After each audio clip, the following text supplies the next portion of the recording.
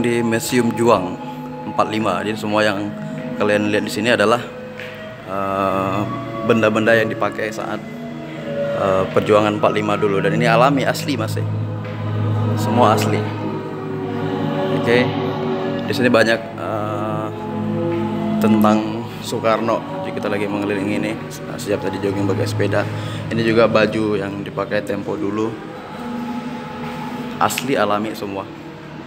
Ini juga pedangnya.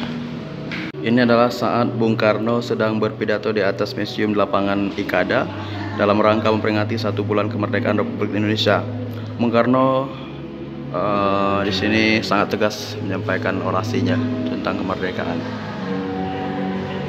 Dan ini adalah kursi tandu Jenderal Sudirman pada masa dahulu.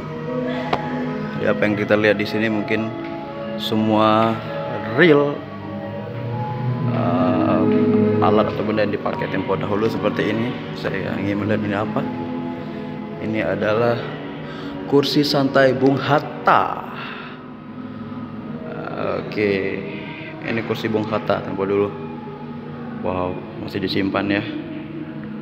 Ini real jas yang dipakai Ibu Asia Husin, Laskar Putri Tasikmalaya, asli, bekas beliau pakai, dan ini umurnya sudah sangat lama sekali masih disimpan, luar biasa.